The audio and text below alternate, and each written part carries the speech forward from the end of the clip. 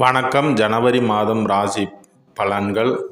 கன்னி ராசியை பொறுத்த வரைக்கும் இங்கே உங்களுடைய ராசிக்கு 2 மற்றும் 3ஆம் இடத்தில் இருந்த புதன் இப்போது 4ஆம் இடத்திற்கு குருவின் பார்வையில் இப்போ வராரு. 4ஆம் இடத்தை புதன் பார்வை செய்கிறாரு. சந்திரனும் உங்களுடைய பாக்கியஸ்தானம் மற்றும் 10ஆம் இடத்தன் தொடர்பு பெறாரு, உங்களுடைய லாபாதிபதி. அந்த அமைப்புகளில் பார்க்கும்போது இந்த மாதம் சிறப்பான ஒரு அமைப்பு தான். கண்டக சனியில் பார்த்தீங்கன்னா உங்களுடைய 7ஆம் இடத்துலேருந்து இப்போது சனி வக்கர நிவர்த்தி ஆகிற உத்தர நட்சத்திரத்தை பிறந்தவர்களுக்கு சனியினுடைய பார்வை இருக்கக்கூடிய ஒரு அமைப்பில் சில பேருக்கு நண்பர்களால் பிரச்சனை, உங்களுடைய கூட்டு தொழில்களில் பிரச்சனை, எதிர்பாலினத்தவரால் பிரச்சனை, இது போன்ற அமைப்புகள்லாம் இருக்கும்.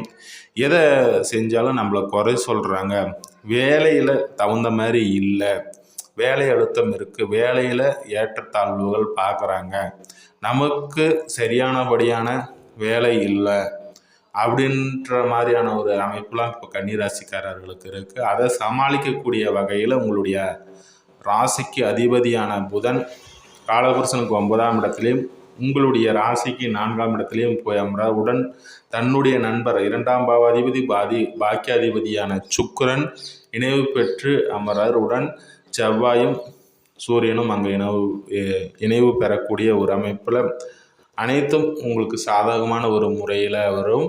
உடல் ஆரோக்கியம் சிறப்பாக இருக்கக்கூடிய ஒரு சூழல் குருவின் பார்வை இருக்கிறதால பிற்பகுதியில் பார்த்தீங்கன்னா 4 கிரகமும் 5ஆம் இடத்துல போய் அமர்றாங்க. 5இல் போய் அமரக்கூடிய ஒரு அமைப்பும் ஒரு சாதகமான ஒரு அமைப்பு தான். உங்களுடைய லாபஸ்தானத்தை பார்க்கக்கூடிய ஒரு அமைப்புனால ஏதாவது ஒரு மூலமாக உங்களுடைய மன தேவைகள், பொருள் வரவுகள் இது எல்லாமே கண்டிப்பாக இருக்கும். உங்களுடைய மூத்தவருடைய உதவிகளும் கிடைக்கக்கூடிய ஒரு சூழல். படிக்கும் மாணவர்களுக்கு பார்த்தீங்கன்னா படிப்பில் கவனம் மிக அவசியம்.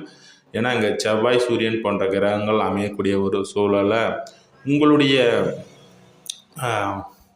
பெரியவர்கள் மூலயமாக சில உதவிகளும் கிடைக்கும். அதே போல் இங்கே சூரியன் செவ்வாயுடன் இணையக்கூடிய ஒரு அமைப்பில் உங்களுடைய வேலையில் மேல் அதிகாரியினுடைய அமைப்புகள்லாம் கொஞ்சம் உங்களுக்கு சாதகமற்ற சூழலில் தான் இருக்கும். அதெல்லாம் கவனித்து செல்லக்கூடிய ஒரு அமைப்பு. அதே போல் 6ஆம் இடத்தில் ராகு இருக்கார். வேலை பளு அதிகமாக இருக்கும். குருவினுடைய பார்வையினால் வேலை பளுவெல்லாம் ஓரளவுக்கு நன்மை தரக்கூடிய ஒரு அமைப்பில் தான் அமையும்.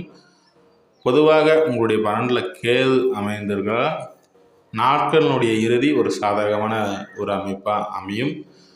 அடுத்ததாக இன்னொரு பதிவில் சந்திப்போம். நன்றி, வாழ்த்துக்கள்.